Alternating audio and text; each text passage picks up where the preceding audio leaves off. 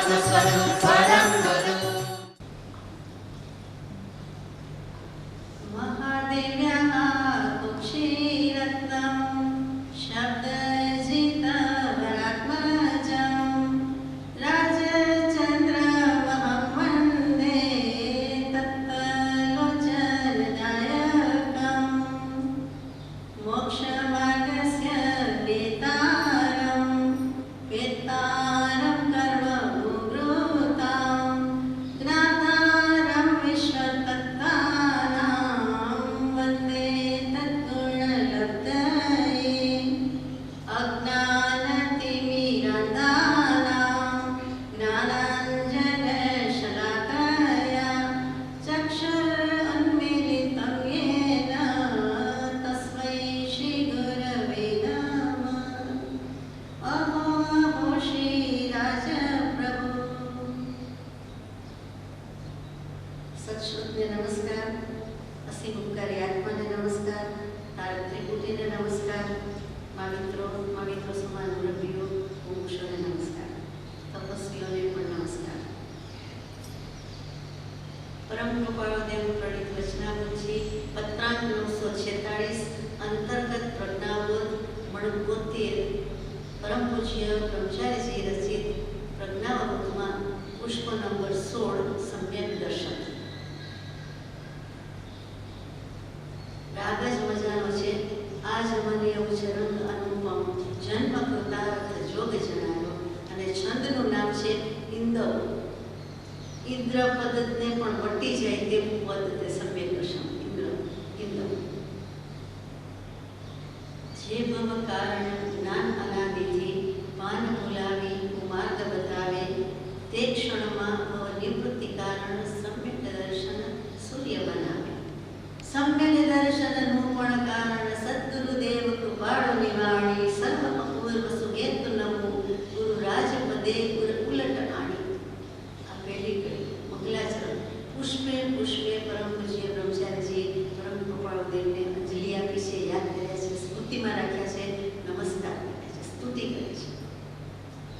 એમાં પહેલી કડી કે જે ભવના હેતુરૂપ થતું હતું, આજ સુધી સંસાર ઊભો છે, પરિભ્રમણ ઊભું છે, તો એનો હેતુ, એનું કારણ એ ભવ સંસાર, એનું કારણ તો કે મિથ્યાત્વ સમ્યક દર્શન નથી. તે છે જે ભવ કારણ જ્ઞાન અનાદિથી ભાન ભૂલાવી કુમાર્ગ બતાવે.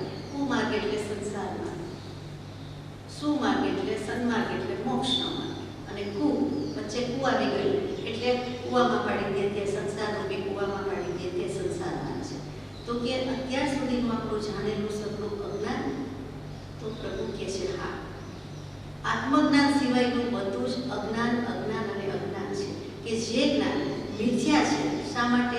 તો કે દૃષ્ટિ જ મિથ્યા છે. ચશ્મા જ ખોટા, આંખ જ ખોટી, વિઝન ખોટું, બીજાના નંબર આપી દીધા હોય અથવા તો કંઈક જુદું જ હોય તો શું થાય? એ જેમ સમજાય છે એવી રીતે ગમે તેટલું જ્ઞાન હોય પણ મિથ્યા છે. એમ કે સમ્યક દર્શન નથી, દૃષ્ટિનો વિષય છે.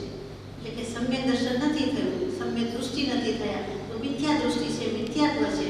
તો એ આપણને અનાદિકાળથી આપણને આપણા સ્વરૂપનું ભાન ભૂલાવી દે છે, આપણને આપણામાં રહેવા દેતા નથી, આત્મામાં રહેવા દેતા નથી, એનો લક્ષણ થવા દેતું નથી. એના કારણે જે મિથ્યા જ્ઞાન છે તે. તો જે ભવ કારણ જ્ઞાન અનાદિથી ભાન ભૂલાવી કુમાર્ગ બતાવે તે ક્ષણમાં ભવ નિવૃત્તિ કારણ સમ્યક દર્શન સૂર્ય બનાવે. એક ક્ષણ માત્રમાં ભવની નિવૃત્તિ કરી દે છે. સંસાર નિવૃત્ત થઈ જાય છે, આર પાર થઈ જાય છે, ભવ પાર થઈ જાય છે. સમ્યક દર્શન સૂર્ય બનાવે. સમ્યક દર્શન થતાં જ અજ્ઞાન અંધકાર ભાગી જાય છે. મિથ્યાત્વ ઉભો રહી શકતું નથી, બંને સાથે હોતા નથી. મિથ્યાત્વ ઉભી ઉછળીએ ભાગે છે, કોઈ તદ્દર ભાગે છે, કોઈ થોડુંક ખસે છે, ભાંગીને ભૂકો બધાનો થતો નથી. પણ જેવું થાય તેવું અંધારું તો ઉલેચાઈ જાય છે, નીકળી જાય છે. તો સમ્યક દર્શનમાં પહેલાં થોડુંક અંધારું ગયું, પછી એકદમ સૂર્યપ્રકાશ થાય છે. સવારમાં કેવું હોય છે? પળભરનું કહીએ, પ્રભાત કહીએ, જે કહીએ, અરુણોદય કહીએ, પછી તો કે પછી સૂર્યોદય, અને પછી મધ્યાહને બરાબર ન તપે, 12 થી 2 માં તો બહુ જ તપે. એ જ કેવલ જ્ઞાનરૂપી સૂર્ય, જ્ઞાનરૂપી સૂર્ય એ કેવલ જ્ઞાનની મધ્યાહનો સૂર્ય છે. તે દિવ્યમાન છે, એના પ્રકાશની કોઈ સીમા નથી, કંઈ વર્ણન થાય તેવું નથી. તો ત્યાંથી ત્યાં લઈ જાય છે. અજ્ઞાનના અંધકારમાંથી આપણને સમ્યક દર્શન પર મૂકી દે છે. સમ્યક દર્શન પરથી કેવલ જ્ઞાન મૂકી દે છે. કોણ? તો કે સમ્યક દર્શન.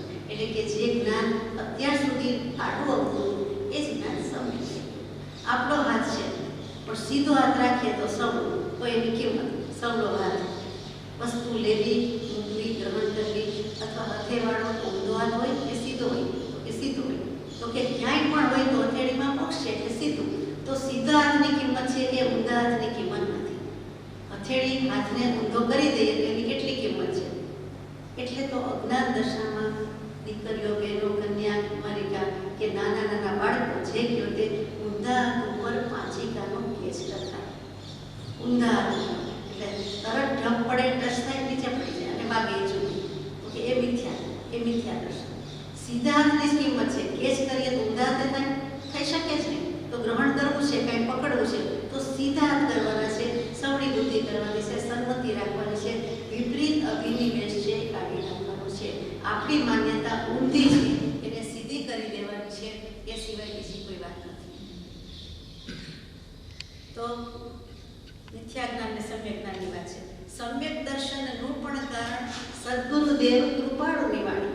સમ્યક દર્શનનું કારણ કોણ છે, હેતુ કોણ છે, કેવી રીતે સમ્યક દર્શન થાય? તો કે એ થવામાં પણ સદ્ગુરુદેવની વાણી જ નિમિત્તરૂપ છે. એ જ મુખ્ય કારણ છે. અહો સત્પુરુષના વચનામૃત મુદ્રા અને સત્સમાગમ. પેલું શું આવ્યું? વચનામૃત આવ્યું. પેલું વચનામૃત જે મૂક્યું, પછી મુદ્રા મૂકી, પછી સત્સમાગમ મૂક્યું. તો એનાથી જ એ મંગલાચરણમાં જ આગળનો ક્રમ છે. અપૂર્વ સ્વભાવ એ પહેલો જ છે, બીજો નિર્વિકલ્પ સ્વભાવ છે અને ત્રીજો અયોગી સ્વભાવ છે. સમ્યક દર્શનથી અયોગી ગુણ સ્થાનક સુધી, ચોથાથી 14મા સુધીની યાત્રા કરાવી દેતું આ સમ્યક દર્શન. અને એની વાણી, એના કારણમાં કૃપાળુની વાણી, સત્પુરુષની વાણી, બીજું કાંઈ નથી. સર્વ અપૂર્વ સુહેતુ નવું ગુરુરાજ પદે ઉલટાણી. સર્વ અપૂર્વ એટલે શું? તો કે પૂર્વે કદી કર્યું નથી તેવું સમ્યક જ્ઞાન, એટલે સમ્યક દર્શન પહેલું, પછી તરત જ સમ્યક જ્ઞાન થઈ ગયું અને સાથે સાથે સ્વરૂપાચરણ ચારિત્ર એટલે સમ્યક ચારિત્ર થયું. એટલે આખો મોક્ષ માર્ગ આવી ગયો. અપૂર્વ એવો મોક્ષ માર્ગ, મોક્ષમાં તો બેઠા નથી એટલે અપૂર્વ છે. પહેલા ગયેલા નથી, જોયેલો નથી, જાણેલો નથી. જાણેલો હોય અંશે તો પડી ગયા સમ્યક દર્શન. બીજી તો કંઈ વાતમાં માલ નથી. તો કે સર્વ અપૂર્વ કહેતા સમ્યક દર્શન, સમ્યક જ્ઞાન, સમ્યક ચારિત્ર. સુહેતુ નમું. એ સુહેતુ એનું શ્રેષ્ઠ કારણ છે એવું જે રાજપદ પરમ કૃપાળદેવના ચરણ કમળ, રાજપદ પાયલા ચરણ કમળમાં ઉલટ આણી. આ મંગલાચરણ છે એટલે બ્રહ્મચારીજી અંજલિ આપી છે કે હે પરમ કૃપાળદેવ, જે કંઈ છે તે અમે તમારાથી ઉજળા છીએ, તમારાથી રડ્યા છીએ. તમે અને પછી પ્રભુ શ્રીજી તમારા વચનથી જે કંઈ છે તે અમારા આત્માની ઉજ્જવળતા થશે. તો ઉલટ એટલે ઉલટી નહીં, વમન નહીં, વોમિટ નહીં. ઉલટ એટલે ઉલ્લાસ, ઉત્સાહ. આપણે વ્યવહારિક ભાષામાં બોલાતું નથી એટલે જલ્દી યાદ આવતું નથી. તો કે ઉલટ આવે છે એટલે એટલો ઉલ્લાસ આવે છે. ઉદ્વત્તા લસ. શિવજીએ, મહાદેવજીએ તાંડવ નૃત્ય કર્યું તો લાસ્ય નૃત્ય કર્યું. તો લસ બધા કર્મોને ભાંગીને ભૂકો કરી નાખે તે લાસ્ય નૃત્ય, તાંડવ નૃત્ય કહીએ છીએ. તો એવી રીતે અહીંયા પણ ઉલ્લાસ છે. એકદમ ઉદ્વત્તા લસ, લાસ્ય નૃત્ય કરીને કર્મોને બાળી નાખવાના છે. તો એ ઉલ્લાસ છે. એટલો ઉલ્લાસ હોય આપણામાં, સ્ફૂર્તિ, આપણા ઉત્સાહ, આપણામાં ઉલ્લાસના પૂર આવે. એમ શું કામ? તો કે આત્માની વાત છે. આનંદ સાગર આપણો આત્મા, એના દરિયાની વાત છે, એના મજાની વાત છે. તો કેટલો ગુગવાટ હોય. સમુદ્રને પણ અવાજ હોય, બરાબર છે. સમુદ્રના ગુગવાટથી જ આપણને ઊંઘ આવે એવા કેટલાક લોકો છે કે અમને તો એ મૂકવું પડે, ટ્રાન્ક્વિલાઇઝર લેવી અને ઊંઘની કોઈ દવા લેવી એના કરતાં અમે અનુભવ સમુદ્રના એટલે કે દરિયાના એના જે મોજાનો ગુગવાટ હોય, એ નદીના નીર પ્રશાંત શાંત હોય, સમુદ્રનો તો ગુગવાટ હોય. તો કે ખડભડાટ નથી જોઈતો, મોહને ક્ષોભનો, રાગ અને દ્વેષનો, લાઈક ડિસલાઈકનો, ગમાણ ગમાણનો, પણ એ જે શાંત નીર છે, એની જે શાંતિ છે એ અવાજનો હોવા છતાં એ અવાજ વિનાનો છે કે જે આપણને સુખ છે આપે છે. એટલે નિદ્રાનું સુખ આપે છે. એ તો બાહ્ય થયું, દરિયો બાહ્ય થયું અને વાતે બાકી થઈ. આગળ જઈએ. સમ્યક દર્શનદાયકનો ઉપકાર વડે નહીં કોઈ પ્રકારે, ટાળી પશુગતિને નરકારી મોક્ષ તરુ બીજવા વિવધારે. સમ્યક દર્શનનો દાતા એટલે કે સદગુરુદેવ, એનો ઉપકાર કોઈ પ્રકારે બળી શકે તેમ નથી. સિદ્ધ થયા ભૂતકાળ વિશે, વળી ભાવિ વિશે નર સિદ્ધ થશે. ભૂતકાળમાં થઈ ગયા હોય કે ભવિષ્યમાં થવાના છે કે વર્તમાનમાં કોઈ પ્રક્રિયામાંથી પસાર થઈ રહ્યા હોય, પણ એ બધા ઉપર સદગુરુદેવનો કોઈને કોઈ પ્રકારે કોઈને કોઈ રીતે ઉપકાર છે ને છે. કદાચિત કોઈને એમ થાય કે આ ભાવમાં એમને સદગુરુ નહોતા તો સ્વયંબુદ્ધ થયા થાય. તીર્થંકર દેવ તો હંમેશ સ્વયંબુદ્ધ છે, પરમ કૃપાળુ દેવ પણ તે ભવે શ્રીમદ રાજચંદ્રજીના ભવે તો કે સ્વયંબુદ્ધ થયા. તો પણ પૂર્વે તો કોઈક સત્પુરુષની વાણી હોય જ. એક અંશાતાથી માંડીને પૂર્ણકામતા સુધીની સર્વ સમાધિ તેનું મૂળ કારણ સત્પુરુષ જ છે. જે કંઈ પ્રગતિ છે, પુણ્ય અને પાપ સાંભળવા બોલવા મળે, આપણને કેવલના જેવો શબ્દ, નીચ સ્વભાવ જેવો શબ્દ વાંચવા સાંભળવા મળે, એ પણ કોઈ અથાગ પુણ્યનું કારણ છે. અને એની પાછળ સદગુરુની કૃપા દૃષ્ટિ છે, બીજું કંઈ નથી. જીવની બહાદુરી હોશિયારી તો ઠીક છે, કેવા પૂર્તિ છે કે ઉપાદાને બળવત્તર થયું, પણ નિમિત્તની મુખ્યતા આવી ગઈ કે એ હોય તો થાય છે. માનો કે સદગુરુદેવ નથી અથવા તો હતા તો શું, તો કે કોઈક જીવને એ જે સત્શાસ્ત્રનું શ્રવણ પહેલા કર્યું છે, સત્સંગ કર્યો છે, તો એ સત્શાસ્ત્રના બોધ વચન છે, તે જ્ઞાનીના જ વચન થયા અને ગુરુના જ વચન થયા. તો કે એનાથી થાય. કોઈકને જાતિ સ્મરણ જ્ઞાનથી એકદમ વૈરાગ્ય આવી જાય અને સમ્યક દર્શનની સ્પર્શના થઈ જાય. બધાને થાય એવું નથી. પૂર્વભવ આગળ યાદ આવી જાય તો સંકિત થાય જ એવું નથી. અને સંકિત હોય કે થાય એને પૂર્વભવ આગળ યાદ આવવા જ જોઈએ એવું પણ નથી. એ બંને અવિનાભાવી સંબંધ નથી. કોઈને હોય, કોઈને ન પણ હોય. સમ્યક દર્શન હોય, પૂર્વભવનું જ્ઞાન ન પણ હોય. સમ્યક દર્શન ન હોય અને પૂર્વભવનું જ્ઞાન હોય, એવી બધી વાત છે. તો કે મૂળ વાત શું છે કે આપણને પશુ અને નરક એવી અશુભ ગતિમાંથી, તિર્યંજ ગતિમાંથી પણ જો ઠેકાણે લાવીને મૂક્યા હોય, સ્વભાવ સન્મુખ કે સમ્યક દર્શન સન્મુખ કર્યા હોય, તો કૃપાદેવ અગર તો રાજપુરુષ એવા કોઈ મહારાજ એટલે કે આવા સત્પુરુષો એની વાણીથી થાય છે, એની નિષ્કારણ કરુણાથી થાય છે, એના વચનામૃતનો ઉદ્ગાર છે. એમ કેવું છે કે આપણે અશુભ ગતિમાંથી શુભ ગતિ પણ થાય, પુણ્ય પણ બંધાવે છે અને ઇવેન્ચ્યુઅલી છેલ્લે સમ્યક દર્શન સુધી પણ લઈ જાય છે. હાલ વરે નર સિદ્ધ ગતિ સહુ સમ્યક દર્શન બંધ હશે. અત્યારે પણ જે કોઈ સમ્યક દર્શનને પામે છે, સિદ્ધ થાય છે, એ સંકિત હોય પછી જ સિદ્ધ થાય છે, એ વિના મોક્ષ નથી. સમ્યક દર્શનનું મહાત્મ્ય આપણે જરાય લીધું નથી. સમજીને બેઠા છીએ કે સમ્યક દર્શન હોય તો જ કેવલ જ્ઞાન થાય, તો જ મોક્ષે જવાય, એટલે આપણે લેતા જ નથી ને લીધું જ નથી. પણ એના ઉપકારીની વાત કરીએ છીએ કે આવે ક્યાંથી, આપે કોણ, દાન કોણ આપે, તો કે ઉપાદાને જ તૈયાર થવાનું છે, સાધન સજ્જ થવાનું છે, પણ સત્સાધન સમજ્યો નહીં, ત્યાં બંધન શું જાય કે સત્સાધન તે કૃપાળુની વાણી, એની આજ્ઞાનું પાલન, એના ચરણ સેવન જે કયો તે. આઠ દૃષ્ટિની સજ્જાએ આપણે ગાઈ છે. પશુ તળે સુરરૂપ કરે છે, સંમુખિતને અવતાર કરે, હે ગુણરાજ તણો નથી સંભારો દિન રાત રે. પશુ ટાળી સુર રૂપ કરે છે. પશુ પંખી પંચેન્દ્રિય સુધી આવ્યા. એ પહેલા તો નિગોદમાંથી એકેન્દ્રિય, બેન્દ્રિય, તેન્દ્રિય, ચૌન્દ્રિય અને અસંગની પંચેન્દ્રિય, પછી વળી સંગની પંચેન્દ્રિય પગ પામ્યા. એટલે સાવ શરૂઆતની વાત તો લીધી જ નથી. તો એમાં પણ ભગવાનની વાત, એમાં પણ સંકિતને અવદાત રહે. સંકિત હોય તો શુદ્ધ કરે છે, ન હોય તો સંકિત લાવે છે. અવદાત એટલે હકીકત, અવદાત એટલે વૃત્તાંત, અવદાત એટલે શુદ્ધ, પવિત્ર, શુદ્ધ જેવું છે. પશુમાંથી એટલે કે તિર્યંજ ગતિ કે પશુ જેવા વ્યવહાર, વાણી, વર્તન, એમાંથી આપણને સુરરૂપ દેવતાય કરે છે, મનુષ્ય એટલું બધું આપણું આગળ પ્રગતિ થઈ જાય છે. તો કે કોણ કરે છે? સમ્યક દર્શન કરે છે. યશો વિજયજી મહારાજ, ઉપાધ્યાય યશો વિજયજી મહારાજ કેટલું ભણ્યા, કેટલો શાસ્ત્ર અભ્યાસ, કોઈ ન્યાય, કોઈ તર્ક, કોઈ સિદ્ધાંત, જે લાવો તે, અને છેલ્લે કે ભક્તિ જ કરી હશે. જનની જન્મભૂમિશ્ચ સ્વર્ગાત અપી કરી હશે.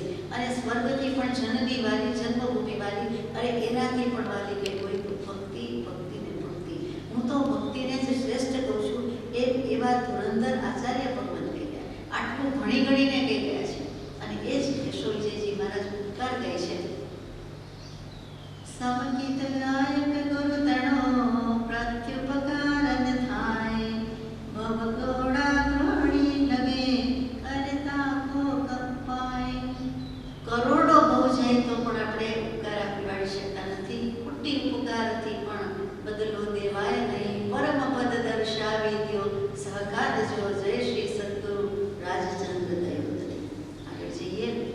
કે કેવળીથી નહીં કોઈ અધિક સુદેવ મનાય મનોહર ભાવે, ગ્રંથ રહિત ગુરુથી નહીં અધિકો જગમાં ગુરુપુરથી લાવે.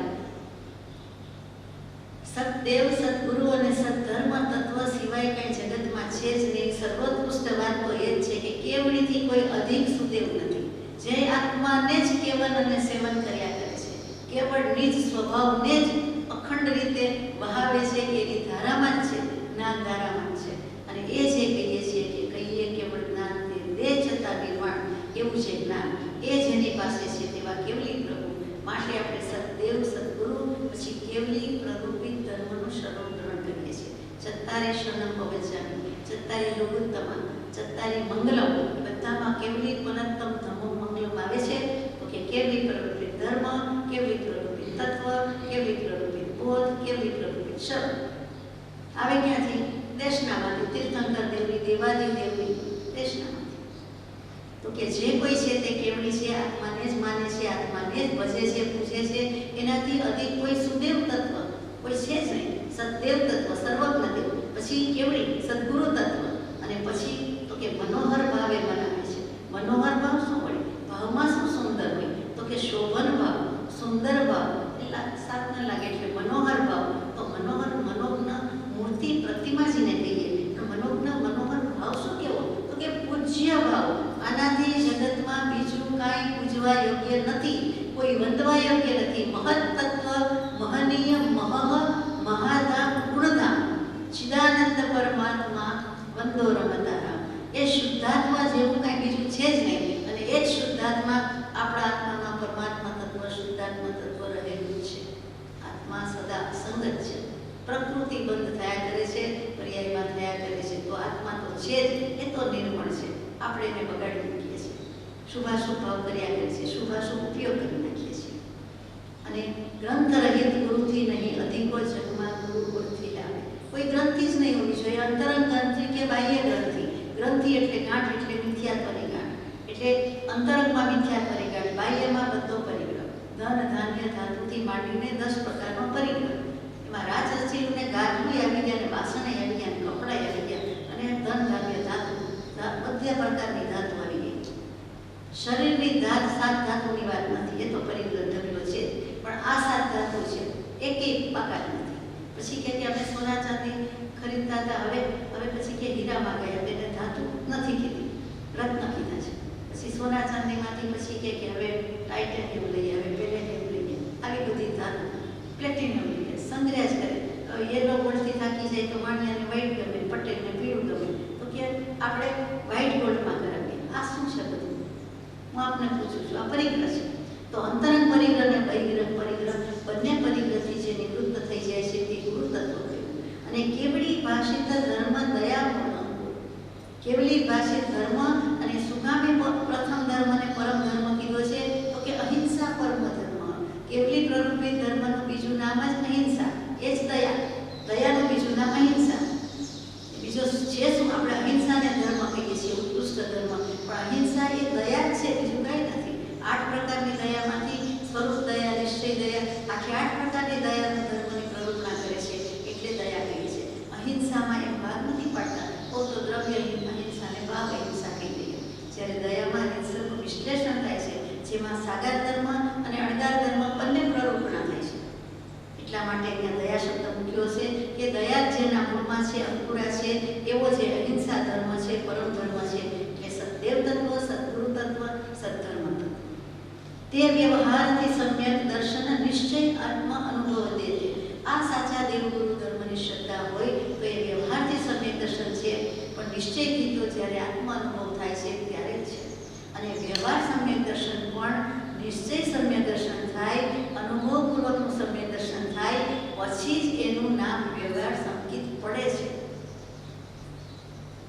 વ્યવહાર સમ્યક દર્શન એ વાસ્તવમાં વાસ્તવિક સમ્યક દર્શન, રિયલ નથી. કર્મગ્રંથની ભાષામાં કહીએ તો મિથ્યાત્વ અને અનંતાનુબંધી ક્રોધમાન માયાનો, એટલે કે મિથ્યાત્વમોનીય, મિશ્રમોનીય, સમ્યક્વમોનીય અને અનંતાનુબંધીની 4 ચોકડી, 1 ચોકડી 4 કષાય. આ 7 પ્રકૃતિનો કાં તો ક્ષય થવો જોઈએ, કાં તો ઉપશમ થવો જોઈએ, કાં તો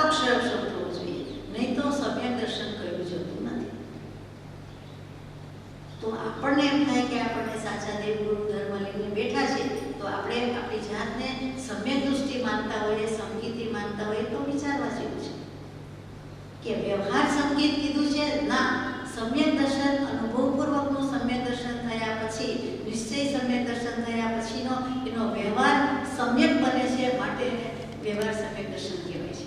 નહીં તો એને વ્યવહાર સમ્યક દર્શન કહેવાતું નથી. કૃપાળુદેવના એક પત્રમાં આવે કે નામનું જેને દર્શન છે તેને જ્ઞાની કહી શકાતા નથી. આ નામનું વ્યવહારથી, બોલવા પૂરતું, ઉપચારથી કહેવા પૂરતું છે. વ્યવહારમાં કેણો મામો નહીં મામા કરતા સારો કહેવાતો હશે, આમાં કેણો મામો નહીં મામા કરતા સારો, પણ એને જ આપણે સગા મામા કહેતા નથી. આટલો ફરક છે. તો એમાં એ સમ્યક દર્શન કર્યું જતું નથી. પણ એ વ્યવહાર સમ્યક દર્શન હશે પછી જ નિશ્ચય સમ્યક દર્શન થશે, એ પણ સાચું છે. પણ વ્યવહાર સમ્યક દર્શનમાં જે પેલો જ શબ્દ મૂકી દીધો કે વ્યવહાર, એટલે વ્યવહારથી છે, ખરેખર હકીકતમાં નથી. આપણને હા કે નામાં જવાબ આપવાનો કીધો હોય, એક બાજુ તરાજુ સમ્યક દર્શનનું હોય અને એક બાજુ વ્યવહારનું હોય, એટલે કે નિશ્ચય સમ્યક દર્શનનું પલ્લું હોય, બીજી બાજુ વ્યવહાર સમ્યક દર્શનનું પલ્લું હોય. અને આપણને કહે કે સમ્યક દર્શન છે તો બધા શું કહે, ના પાડવું તો ગમે નહીં, ના કહેતા ના કહેવાય. કૃપાળુદેવના મુમુક્ષુ સંગીતે નથી, હાય હાય એમ તો કહેવાય નહીં. હા કહેતા હાથ કપાય કે ઓ તમે તો બધાય સંગીતી, એમ બોલાય નહીં. એટલે કેવું શું? તો કે સમ્યક દર્શનનો હા કે નામાં જવાબ આપવાનો હોય તો નિશ્ચય સમ્યક દર્શન હોય તો જ હા કહ્યું જાય, તો જ એ લેખામાં છે, તો જ એકલો થયો કહેવાય, તો જ સમ્યક દર્શન છે. એકલા પહેલાના મીંડા છે બીજા, માટે ન હોવા જોઈએ નહીં. એ તો પગથિયું છે. પગથિયું ક્યાંય પણ ચડીએ છીએ તો નીચે પહેલા જમીન છે, કોઈ વસ્તુ છે, એના ઉપર આપણા પગ છે, એમાંથી આપણે પગથિયા ઉપર પગ મૂકીએ છીએ, ઊંચો કરીએ છીએ. એટલે પગથિયું તો જોઈએ, પગથિયા પહેલાની જમીન પણ જોઈએ, એ રીતે આધાર તો જોઈએ. એટલે વ્યવહાર સમ્યક દર્શન પહેલું, પણ એને સમ્યક દર્શન કેવું હોય તો કે વ્યવહાર સમ્યક દર્શનને સંકેત કહેવાય કે નિશ્ચય સમ્યક દર્શનને કહેવાય. તો એકી અવાજે કહેવું પડે કે નિશ્ચય સમ્યક દર્શનને કહેવાય. એનું એટલું જ કારણ કે વ્યવહાર સમ્યક દર્શનમાં આ બધી પ્રકૃતિ ક્ષય ઉષ્મ કે ક્ષરક્ષમ પામી હોતી નથી. એ પ્રકૃતિનો ક્ષય નથી થયો વ્યવહાર સમ્યક દર્શન. આપણે ઘરેથી ભગવાનના દર્શન કરવા નીકળ્યા, મુંબઈ મદ્રાસ બહારગામથી આવ્યા, પધાર્યા, બાંધણી ગામમાં પધાર્યા કે જ્યાં જવાનું છે ત્યાં જઈ આવ્યા, પછી હજી બાંધણી સુધી પહોંચ્યા નથી, પણ એમ કહીએ કે દર્શન કરવા ગયા છે કે આ ગામ ગયા છે, એટલે ગયા પહોંચી ગયા કહેવાય નહીં, વ્યવહારથી બોલાય. સમ્યક દર્શન સિવાયની વાત નહીં બોલાય કે અહીંથી બોમ્બે ગયા, પણ હજી કદાચ અગા સ્ટેશન પણ ન પહોંચ્યા, આનું સ્ટેશન પણ ન પહોંચ્યા, આપણે જાણીએ છીએ. તો એવી જ રીતે પહોંચી જાય પછી જ્યાં ભગવાનના બિરાજમાન છે તે હોલમાં, ખંડમાં, મંદિરજીમાં જ્યાં કયો ત્યાં ઉમરા સુધી પહોંચ્યા છે. દૂરથી બીજાને દેખાય છે તો કે એ જાય છે, દેખાય ઓળખતા તો કે તો જાય છે, હજી એ જવાના રસ્તે છે, પણ ખોલે છે, હજી પગ નથી મૂક્યો મંદિરજીમાં કે સભા મંડળમાં, તો શું કહેવાય? પહોંચી ગયા કહેવાય? એ રસ્તે છે, ડેસ્ટિનેશન નક્કી છે કે ત્યાં જાય છે, ત્યાં જવાના છે, ત્યાં જઈ રહ્યા છે, પણ પગ મૂકે ત્યારે કહેવાય. રસ્તામાં ચાલતા હોય ત્યારે મને એમ કહેવાય કે આ બે પૂજા કરે છે, કે આ ભાઈ પૂજા કરે છે, પૂજા કરવા ગયા છે, પછી પૂજા કરી રહ્યા હોય, શરૂ કરે પહેલું જ સ્ટેપ, પહેલી જ સમય, પહેલી જ સેકન્ડ, ત્યારે કહેવાય કે પૂજા કરે છે, કે પૂજા કરી રહ્યા છે, શરૂ કરે છે. અથવા તો ત્યાં દેરાસરજીમાં પહોંચી ગયા તો પણ કહેવાય કે મંદિરજીમાં છે ને પૂજા કરે છે કે કરવા ગયા છે. એમ આપણે ત્યાં સુધી પહોંચ્યા, દરવાજા સુધી પહોંચ્યા હોય, પણ સમ્યક દર્શનના પલ્લામાં, ત્રાજવામાં પગ મૂક્યો નહીં કહેવાય. બહુ વિચારવા જેવી વાત છે, આગળ વિચારીશું. સમ્યક દર્શનની જુરણા સહ સમ્યક દર્શન ચિત્તવતા છે. તે જીવ ત્યાગ વિરાગ વધારી ગુરુ ગમદારી સુદૃષ્ટિ થતા. સમ્યક દર્શનની જુરણા હોય એ જુરાકો જોડું હોય, એના એટલા ઉસિકા બિંજાઈ ગયા હોય, રડવું ના હોય, એટલો વૈરાગ્ય હોય, એટલા આંસુ હોય, એવો ત્યાગ હોય, એવી ભાવ હોય, એવો ભાવના કંઈક જુદી હોય, ત્યારે સમ્યક દર્શન ભાવ ભાષણ છેલ્લે થાય છે. પહેલેથી થોડું થાય છે તો કે એવી જુરણા સાથે જે કોઈ સમ્યક દર્શનનું ચિંતન કરે છે, પણ હજી કંઈ હાથમાં લાગ્યું નથી, વો સાધન બાર અનંત કિયો તદપી કચ્છું હાથ ન પડ્યો, કાંઈ પહોંચ્યો નહીં, હાથમાં નથી, માલ પડ્યો છે બધે, પણ મારું શું? મારી પાસે કાંઈ નથી. બધા પાસે કરોડો અબજો છે, રૂપિયા છે, ડોલર છે, પણ મારી પાસે નથી. તો પોતાનો જ વિચાર કરે ને, આપણે વિચાર ન કરીએ છીએ આને છે કે નહીં. આપણે શું કામ? આપણે જોવાનું કે આપણી પાસે શું, મારા કેટલા ટકા. તો કે એવી જુરાપો થાય કે મારી પહેલાં અનંતા જીવો જેની સાથે હું રમી હોઈશ, જેની સાથે જન્મ લીધો હશે, ઘરમાં રહ્યા હશું, વાત કરી હશે, કેટલું બધું હશે, ગુરુ શિષ્યના સંબંધ થયા હશે, તેવા બધા જીવ મોક્ષમાં હોય, સિદ્ધ શિલા ઉપર બિરાજમાન હોય, મોક્ષમાં માલે, અને હું અહીંયા દિન કિંકર અપરાધી ગુણહીન એવા બેઠા છીએ. પછી આપણે પ્રતિક્રમણ કહી દઈએ, વિછામી દુર્ગમને ખમાવું છું નહીં, એ જ્ઞાન હું અહીંયા નહીં ચાલે. હવે ટોપ પ્રાયોરિટી આ છે કે એની પાછળ જાઉં, એની સાથે જઈને બેસવું. એ ભૂલી ગયા, આપણે ભૂલ્યા નથી એ માનીને કે ચાલો હવે જઈએ.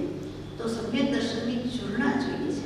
એક વિકલ્પની કૃપાળુદેવે છૂટ આપી આપણને કે અનંતકાળથી આ જીવનું પરિભ્રમણ ચાલુ છે, છતાં હજુ તેની નિવૃત્તિ કેમ થતી નથી, મોક્ષ કેમ થતો નથી, એમ આપણને જુરાપો કરવાની કે વિકલ્પ કરવાની છૂટ આપી. બાકી ભગવાન વિકલ્પની છૂટ આપે જ નહીં. 194, 195, 194 કે એ કરવા જેવું છે, જોડણા કરવા જેવું છે.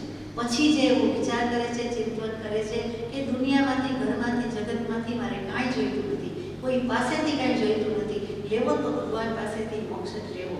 મારા સ્વરૂપનું ભાન ન થાય એટલો હું નિર્માલ્ય નમાલો છું, નિર્બળ છું. આપણને કોઈ નબળા કહે તો ગમતું નથી. શારીરિક રીતે નબળા કહે ને કે નબળા થઈ ગયા કે નબળાઈ વધે છે તોય ગમતું નથી. તો પરમાર્થથી આપણને નબળો નિર્માલ્ય કહે એવો આત્મા નથી. આત્મા વાણિયો બ્રાહ્મણ પટેલ નથી, આત્મા નાનો મોટો નથી, આત્મા જેવો તેવો નથી. આત્મા જુદો છે, આત્મા સર્વોત્કૃષ્ટ છે, સર્વ અવસ્થાને વિશે ન્યારો સદા જણાય. અને આત્મા સચ્ચૈતન્યમય સર્વાભાસ રહી. તો હું નહીં કરી શકું તો કોણ કરશે? મારો પ્રકાશ હું નહીં પાડું, મારો દીવો હું નહીં પ્રગટાવું તો કોણ કરશે? કોણ કલ્યાણ કરશે? તો કે મળી ગયા દિવ્ય દીવો પ્રગટી, કૃપાળદેવ બોલ્યા હવે શું વાર છે? એમ આપણને જુરાપો થાય. પછી ત્યાગ વૈરાગ્ય વધારીએ કે વૈરાગ્યને ઉપશમ જોઈએ છે. વૈરાગ્ય પહેલો કીધો છે, પછી ઉપશમ કે કશાયનો ઉપશમ, કે વૈરાગ્ય ઉપશમ જોઈએ. પછી હોય તો વધારવાના છે, ન હોય તો લાવવાના છે. સંપૂર્ણ તો કોઈ પાસે છે જ નહીં, તો મોક્ષમાં હોય. એટલે અંશે હોય તો અંશે, જરાક હોય તો જરાક, અને ન હોય એમ થાય કે કાંઈ મારામાં ફેર પડ્યો નથી 10, 20, 40, 50 વર્ષમાં, તો વિચારવાનું છે. અને પછી ગુરુગમધારી સુદૃષ્ટિ થતા રહે. એ ગુરુગમધારી પછી સમ્યક દૃષ્ટિ થઈ જાય છે. હું તો ભોપાળું જ છું, નિપટ અજ્ઞાની છું, બિલકુલ અજ્ઞાન છે, હું કાંઈ જાણતો નથી, એમ કૃપાળદેવ કહે છે તેમ આપણે કરવાની વાત આવી. પછી ખાલી થઈએ તો કોઈ ગુરુ વળી રેડે કે ભરે કાંઈક આપ્યા તો ગુરુગમ થાય.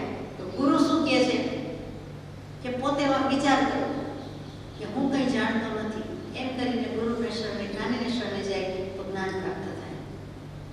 જેને પ્રાપ્ત કરવાનો દૃઢ નિર્ણય થયો છે તેને પ્રથમ આવો વિચાર કરવો. 211મા પત્રમાં પાછું કૃપાળદેવ કહે છે આ દ્વાદશાંગીનું અને સમસ્ત મોક્ષ માર્ગનું સંક્ષેપમાં બીજ કહ્યું છે, રહસ્ય કહ્યું છે. આ જે કહીએ છીએ તે જેવું તેવું નથી. ષટ દર્શનનું સર્વોત્તમ તત્વ ખાનગીમાં કહેવાનું આ ગુપ્ત મંત્ર છે, જાહેરમાં પાને ચડાવી દીધું કે હું કંઈ જાણતો નથી.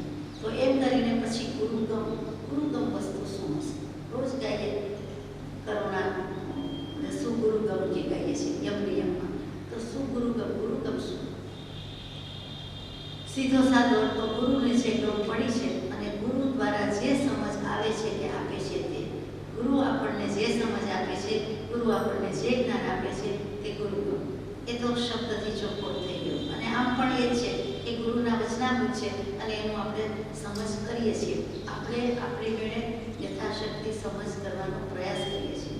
હકીકતમાં ગુરુ શિષ્ય હોય એમાં જો પ્રત્યક્ષ યોગ હોય અને જે એમણે કહી દીધું હોય કે આ રીતે સમજવાનું છે, આમ નહીં, આ વસ્તુ આમ નથી કરવાની, આમ કરવાની છે, આને સમ્યક દર્શન કહેવાય અને ન કહેવાય, આને આત્માનુભવ કહેવાય અને આત્માનુભવ ન કહેવાય, એવી છાપ તો જે પ્રત્યક્ષ ગુરુ હોય તે જ આપી શકે છે કે આ સમ્યક દર્શન શાસ્ત્રો સાથે ટેલી કરી શકાય છે, પણ સત્પુરુષમાં અંતરાત્મામાં મર્મ રહ્યો છે. શાસ્ત્રમાં માર્ગ કયો છે? મર્મ રહ્યો નથી. મર્મ સત્પુરુષના અંતરાત્મામાં રહ્યો છે. તો કે ત્યાં બરાબરની જરૂર પડે છે કે પ્રત્યક્ષ યોગનું કહીએ. પ્રત્યક્ષ તુલ્ય જ છે અને ત્યાં આધાર સુપાત્ર એમ પણ કહી દીધું છે. અહીંયા તો ગુરુગમની વાત છે, તો ગુરુગમની વાત શું કરવાની છે? ઘણી વાર વિચાર્યું હશે કોઈ કે આ જાદુઈ પડીકી હશે, બીજ જ્ઞાન હશે, કંઈક નાની વસ્તુ હશે, કે કંઈક મેજિક હશે, કે કોઈ ટેબ્લેટ હશે. એમ તો નથી. કોઈ ગોળી આવે છે? આવતી નથી. આવતી હોત તો સારું. આ તો છે નહીં. એટલે ગુરુગમ છે શું? તો કે નિશ્ચય. મને સમજાય છે ત્યાં સુધી ગુરુગમ એટલે નિશ્ચય. પહેલો નિશ્ચય તો મારે કલ્યાણ જ, આત્મકલ્યાણ જ કરવું છે કે કેમ, ટોપ પ્રાયોરિટી એ. બીજો નિશ્ચય તો કે ગુરુ આપે છે શું, કઈ સમજ આપે છે? તને તારું શરણ છે, અનન્ય શરણ આપનાર એવા શ્રી સદગુરુદેવને અત્યંત ભક્તિથી નમસ્કાર. એ જ શીખવાડે છે, એ જ ગોખાવે છે. આપણે હંમેશા પરાધીન પરાવલંબી અવસ્થા ભોગવી છે અનાદિકાળથી. એટલે એ જ ગમે છે કે બીજો જ આપણા ઉપર રાજ કરે, બીજાની પાસે પૂછવાનું, બીજાને જ કહેવાનું. સ્વાધીન શું, સ્વતંત્રતા, પોતાનું તંત્ર પોતાના ઉપર, પોતાની વ્યવસ્થા પોતે કરવાની, આત્માએ કરવાની, એવું શીખ્યા જ નથી. સુખ તો કે પરને આધારિત. લાઈટ જાય, કેમેરા પડી જાય, ફોન પડી જાય, આઈપેડ પર પડી જાય, તો શું છે? પરાવલંબી, પરાધીન. આમાં આત્મા ક્યાં આવ્યો? સ્વતંત્રતાનું સુખ ક્યાં આવે? પરાધીનતા છે. સગડું પરવશ તે દુઃખ લક્ષણ, બીજા વર્ષે તે સુખ લઈએ. તો ગમે ત્યાં પરાધીનતા છે. તો ગુરુગમમાં શું નિશ્ચય આવ્યો કલ્યાણનો? બીજો મુદ્દો શું આવ્યો? તો કે તને તારું શરણ છે. અન્યથા શરણ નાસ્તિ કહીએ છીએ કે જીનેશ્વર જ તારું શરણ છે. બરાબર છે. જીનેશ્વર પછી સદગુરુદેવ શરણ, બરાબર. પછી કહેશે તને તારું શરણ છે. અમે તને કહીએ છીએ, અમે એ જ કર્યું છે, અમે તને જ કહીએ છીએ. તારા વિષય કશાય મૂકી દે, તને તારું શરણ છે અને તું કલ્યાણ કર. તો એ ગુરુગમ છે, નિશ્ચય કરાવે છે કે જીનપદ નિજપદ એકતા, ભેદભાવની કાંઈ લક્ષ્ય થવાને તેનો કયા શાસ્ત્ર સંપ્રદાય. જીનપદ અને નિજપદમાં કોઈ ફેર નથી, નિશ્ચયથી કાંઈ આંતરું જ નથી. એ જ આપણને ગોખાવું છે અને એ અનન્ય શરણ આપ્યું છે. એ જ છે, બીજું છે શું? એ જ ગુરુગમ છે કે તારે તારું સંભાળવાનું છે, તારું સ્વરૂપ તું સંભાળી. તું ઉપાદાન છો, અમે તો નિમિત્ત છીએ. નિમિત્ત તો ઘણા બદલાશે, ઉપાદાન એનું એ છે. આપણો આત્મા એનો એ છે. આપણને અનંતકાળના પરિભ્રમણમાં ઘણી વાર કોઈ સદગુરુ મળ્યા હોય, ઘણી વાર તીર્થંકર મળ્યા હોય, બધી જુદી જુદી વ્યક્તિઓ. હવે પછીના બહુ બાકી હોય તેમાં પણ આપણને કૃપાળુદેવ જ શ્રીમદ રાજચંદ્રજી તરીકે જ કેવી રીતે મળી શકે? ઇમ્પોસિબલ છે. તો કે કૃપાળુદેવ જેવા જ બધા તીર્થંકર દેવ પણ કૃપાળુદેવ છે કે કરુણાનું પ્રભુ છે. આપણને કોઈ કેવા બની જાય અને આપણું કલ્યાણ થઈ જાય. તો અત્યારે તો આપણે કોઈકની વાત આશા છે જ નહીં. કૃપાળુદેવ છે જ, હતા એવું છે જ નહીં, છે જ, પ્રત્યક્ષ જ માનીએ છીએ. તો એને પ્રત્યક્ષ અને પ્રત્યક્ષ તુલ્ય આરાધીને કલ્યાણ કરી લેવા જેવું છે. નથી તો કાંઈ નહીં. ત્યાં સુધી તો આવીએ, આત્મા અનુભવ સુધી તો આવીએ, પછી આપણને છાપ આપશે. ગમે ત્યાંથી ગુરુ તત્વને પ્રગટ થયા વિના છૂટકો નથી. આપણું ઉપાદાન પાકે એટલે ચારણ મૂડીને આકાશમાં જતા જતા આવવું પડે. જેમ પુરાણમાં વાત આવે ને કે શિવજી ને પાર્વતીજી જતા હતા. કોઈ ખેડૂતે ધાન નાખી કે વરસાદ નથી, કોઈ કે કીધું અતિવૃષ્ટિ છે. તો જેમ જેમ કીધું તેમ આ પ્રલય આવી ગયો, આ પૂર આવી ગયું, તો નીચે ઉતરે અને કલ્યાણ કરી જાય, કે ઉપાય યોજી જાય. એવી યુક્તિ પ્રવૃત્તિની વાત આવે. એ વસ્તુ અહીંયા છે કે જ્યાં ત્યાંથી આપણો આર્તનાદ કે પોકાર કે આપણી જોડણા સાંભળશે તો ગુરુ તત્વને હાજર થયા વિના હર કોઈ બાને હર કોઈ ફોર્મમાં આપણને ઓળખાય નહીં. આપણી યોગ્યતા હશે એટલે ઓળખાઈ પણ જશે અને હાજર થાય જ છે. તો ગુરુગમ એટલે બીજું કાંઈ નથી પણ નિશ્ચય. આત્માનો નિશ્ચય કરાવે છે. તું આત્મા છો. પહેલો નિશ્ચય તારે કલ્યાણ કરવું છે એ તો સમજી ગયા કે કલ્યાણ કરવું એ તો જ આવો વિકલ્પને જોડના આવે. પછી નિશ્ચય જ કરાવે છે. આત્માનો નિશ્ચય કરાવે છે, આત્માનું ભાન કરાવે છે. એથી વિશેષ ઉપકાર કોઈ હોઈ શકતો જ નથી. શું હોય? તે તો પ્રભુએ આપ્યો વર્તુ ચરના દેવ. ઇન્દ્ર મહારાજે નમોત્થનમમાં શક્ર સ્તુતિ કહીએ છીએ તો શું કહે છે? જીવ દયાળુ, અભય દયાળુ, જીવ દયાળુ, મોહી દયાળુ, ધમ્મ દયાળુ વગેરે વગેરે આજ્ઞાઓ આપે છે. જીવ દયાળુ એટલે જીવ તો અનંતપણ એવો પદાર્થ છે. આત્માનો મા બાપ જન્મ આપે છે, એના આંગણે આપણે જન્મ લઈએ છીએ. પણ પછી તો કે એમણે કંઈ જન્મ આપ્યો એટલે ઉત્પન્ન કર્યું એમ નહીં કહેવાય, પેદા કર્યું નહીં કહેવાય, વ્યવહારથી બોલાય છે. આત્મા કોઈથી ઉત્પન્ન થઈ શકતો જ નથી. આત્મા અનુત્પન્ન પદાર્થ, અવિનાશી પદાર્થ છે. તો એ ત્યાં કેવું છે શું? તો કે અનુત્પન્ન પદાર્થ જન્મી ગયો, આવી ગયો, પણ પછી આત્માને હું આત્મા છું એવું ભાન કોણ કરાવે છે? તો કે કૃપાળુદેવ કરાવે, સદગુરુદેવ કરાવે કે તે તો પ્રભુએ આપ્યો. આત્મા તરીકે જન્મ્યા, દેહધારી થયા, પણ કંઈ ખબર નથી પડતી કે હું આત્મા છું અને બીજા પણ આત્મા છે અને બીજું જળ છે. એવો વિવેક કોણ કરાવે છે કે બીજું જળ છે, પૂતગલ છે અને આ ચેતન છે, તું ચેતન છો, તું તારો ભાવ સ્વરૂપ ઉપયોગ સંભાળ્યો. એવું કોણ કરાવે? સદગુરુદેવ. આ એ ગુરુગમ, એ નિશ્ચય. એટલે સાદી ભાષામાં એક જ વાત કે નિશ્ચય કરાવે છે. પેલા પાકું કરાવે છે, પછી દૃઢ નિર્ધાર કે દૃઢ નિશ્ચય થાય છે, એટલે એને નિશ્ચય કહીએ છીએ. નિર્ણય કરાવે છે, નિર્ણય કર્યું એમ કહીએ છીએ અને પછી નિર્ધાર થઈ જાય છે. કર અનુભવ નિર્ધાર. પછી અનુભવ કરશે પછી તો પાકમ પાકું થઈ જાય છે. શુદ્ધ સોનું કે હું જ છું 24 કેરેટ, હું જ શુદ્ધાત્મા જ છું. વળી બીજું હોય શું? બીજું હોય તો બતાવે, બીજું હોય તો ને, બીજું છે જ ને, એમ કરીને એને પાકો નિર્ધાર થઈ જાય છે. કારણ કે એ અનુભવની બળ છે, અનુભવની તાકાત છે, એનું દૈવત છે, તો છે અને એના ગુણમાં સદગુરુદેવની વાણી છે, બોધ પણ છે. તો આગળ જઈએ કે ગુરુગમ એટલે નિશ્ચય રાખીએ. સ્વપ્ન વિશે પણ સમ્યક દર્શન દૂષિત છે ન કરે સુવિચારી, તે જીવ સમ્યક ભાવ વિશે રમી કર્મ ખપાવી વરે શિવનારી. સ્વપ્ન માત્રમાં પણ આ સમ્યક દર્શન જો આવ્યું તો એને દૂષિત કરશે નહીં, વિચારણા કરશે. જ્યાં પ્રગટે સુવિચારણા, ત્યાં પ્રગટે નિજ જ્ઞાન, જે જ્ઞાને ક્ષય મોહ થઈ પામે પદ નિર્વાણ. સદવિચારણા, સુવિચારણા, આત્મજ્ઞાનના 7 પગથિયા ઉપનિષદમાં મૂક્યામાં પેલું જ બોલ્યું સુવિચારણા, પેલું જિજ્ઞાસા, પછી સુવિચારણા. એ જ વાત અહીંયા છેક નિર્વાણ સુધી લઈ જાય છે. એને સ્વપ્નમાં પણ સમ્યક દર્શનને દૂષિત ન થવા દે. એ મિથ્યામતી, મિથ્યાત્વી, પછી મિથ્યા આપણે કુદર્શન, કુદૃષ્ટિ જેમ કહીએ છીએ, એવા દેવ કહીએ છીએ, એવા ગુરુ કહીએ છીએ, અસદગુરુ, કુગુરુ કહીએ છીએ, એવો ધર્મ કહીએ છીએ. જે કાંઈ માન્યતા છે બીજા રજમત સંપ્રદાયની, એનો સંગ પણ રાખે નહીં, એના સંગમાં આવી જાય નહીં. એ ધ્યાન રાખે. પોતાના કપડાં ચોખ્ખા રાખવા હોય તો બીજા ડાઘ લાગે એવી જગ્યાએ જાય નહીં, જ્યાં ત્યાં બેસી જાય નહીં, ઢોળે નહીં કપડાં ઉપર, વગેરે વગેરે. એમ જેમ વસ્ત્રની સંભાળ રાખીએ છીએ, વસ્તુની, ખાસ કરીને વસ્ત્રની, એવું જ આમાં છે કે પોતાનું મિથ્યાદર્શન, પોતાનું સમ્યક દર્શન હોય તો એને દૂષિત ન કરે. બને ત્યાં સુધી એવા નિમિત્તો અવોઇડ કરે. મોટે ભાગે તો પડે જ નહીં, કરે જ નહીં, અને કરવું પડે તો અભિપ્રાયમાં તો એને પાકું જ છે, એમાં નિર્ણયમાં કંઈ ફેર નથી. સ્વપ્ન માત્રમાં, કલ્પના માત્રમાં પણ એ દૂષિત ન થાય, એટલે પતી ગયું. ક્યારે તો સમ્યક ભાવ વિશે રમે, એમાં ને એમાં આત્મભાવમાં જ રમે છે અને કર્મભાવ ખપી જાય છે. કર્મભાવ જે રહેતો જ નથી. પછી ક્યાં જાય તો કે બધા કર્મભાવ ખપી જાય એટલે રમે વરે શિવનારી. મુક્તિ સુંદરી, મોક્ષ માયેલી, મોક્ષ રાજા, કોઈ રાજા કહેતું નથી. મુક્તિરૂપી સુંદરીને, મુક્તિરૂપી વધુને મોક્ષ સુંદરીને એવા જ નામ આપ્યા છે. એટલે એને વરે છે, સીધા મોક્ષે પહોંચાડી દીધા. જેમ કૃપાળદેવે કીધું કે જે જ્ઞાન ક્ષય મોહ થઈ પામે પદ નિર્વાણ, એવી રીતે અહીંયા પણ મોક્ષે પહોંચાડી દીધા. જુઓ, શરૂઆતની ગાથામાં જે કેવું છે તે સમ્યક દર્શનનું કહી દીધું છે. આ 2-3 ગાથામાં છે. પછી તો વિસ્તાર છે. સમ્યક દર્શનના 67 બોલ, એની સજ્જાઈ પણ ઉપાધ્યાય યશો વિજયજી મહારાજે સુંદર લખી છે.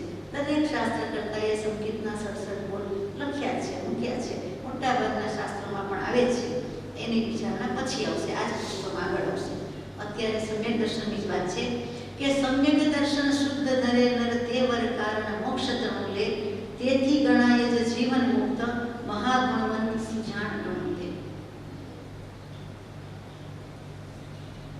જે કોઈ સમ્યક દર્શન શુદ્ધ છે ને ધરશે, એટલે કે ધારણ કરશે, તે વર કારણ મોક્ષ તણુ લે. ઉત્તમ એવું મોક્ષ છે અને મોક્ષનું ઉત્તમ કારણ તે સમ્યક દર્શન છે.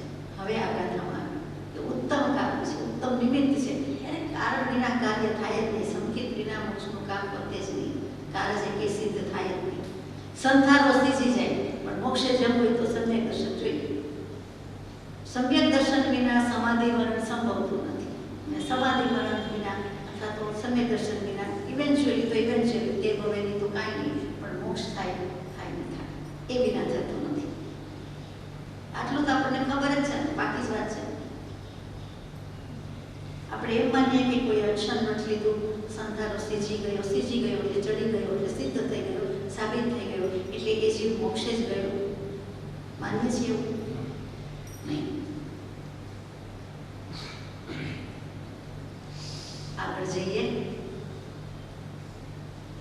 તેથી ગણાય જ જીવન મુક્ત. સમ્યક દર્શન, ક્ષાયિક સમ્યક દર્શન, કેવલ જ્ઞાન, અર્યંત વિતરાગ, એને શું કહેવું? સ્થિત પ્રજ્ઞ, જીવન મુક્ત ચોક્કસ કહેવાય. એ જીવન મુક્ત છે, જીવતા છતાં મુક્ત પુરુષ છે. કારણ કે આટલો તપ ત્યાગ સંયમ છે. એને પર પદાર્થ પર દ્રવ્યનું કંઈ રહ્યું જ નથી, માત્ર કેવલ જ્ઞાન છે. એટલે કેવલ આત્માનું જ કેવલ સેવન છે. એટલે જીવન મુક્ત પુરુષ છે, મહાગુણવંત છે, સુજાણ. એટલે કે સુજ્ઞાની કયા સ્તવનમાં આવે, સુજાણ, સુજ્ઞાની. જાણપણું છે કોનું? સારી રીતે, ઉત્તમ રીતે. એવું ઉત્તમ તો એક આત્મા જ છે. જેને આત્માનું જાણપણું છે, આત્માની જાણકારી છે, તે સુજાણ કહીએ છીએ.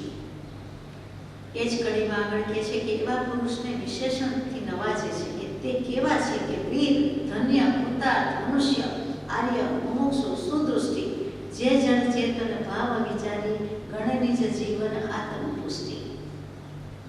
5મી કડી ચાલે છે. તે વીર કર્મોનું વિધારણ કરી નાખ્યું છે. વિવત્તાઈ એટલે વીર. કર્મોને બધી રીતે જે વિધારણ કરતો જાય છે, લાકડું ફાડી નાખે છે, એવી રીતે બે ભાગ પાડી નાખ્યા છે. લાકડું ફાડે ત્યારે પહેલા તો એક સરખા બે કટકા છે, પછી જુદા જુદા નાના મોટા કટકા કરે. હંમેશા મશીન કે માણસ જો ખરેખર લાકડું ફાડનારો હોય, સુજ્ઞ હોય, જાણકાર હોય, તો એકને એક ઘાને બે કટકા એમાંથી કહેવત આવી. એક જ ઘાડ અને બે કટકા થઈ જાય. મોટે ભાગે કુવાડી અથવા મોટામાં મોટું જે સાધન આવતું હોય તે સારામાં સારું, તીક્ષ્ણમાં તીક્ષ્ણ. અહીંયા પણ દેહ અને આત્મા એક જ હોવા છતાં બે ભાગ પડી જાય છે. વજ્ર જેવી દિવાલ ચણાઈ જાય છે, ભીંત ચણાઈ જાય છે વચ્ચે. કે દેહ તે આત્મા તે આત્મા, બે વચ્ચેનું પાર્ટીશન જબરજસ્ત છે. એને ઇન્દ્રનું આયુધ પણ કાંઈ કરી ન શકે એવું પાર્ટીશન. દેહ તે આત્મા તે આત્મા. ભેદ પડી ગયો, વિવેક થઈ ગયો, તે કેવું છે. એટલા માટે વીર છે કર્મોને, એને અનંતાનુબંધી કર્મોને વિધારણ કરી નાખ્યા, ફાડી નાખ્યું. વિદ્યાપની પાઘડી ફાડી નાખી, પંક્ચર કરી નાખ્યું મોટું ટાયર હતું એમાં. એટલે એ બધા વીરના લક્ષણ છે.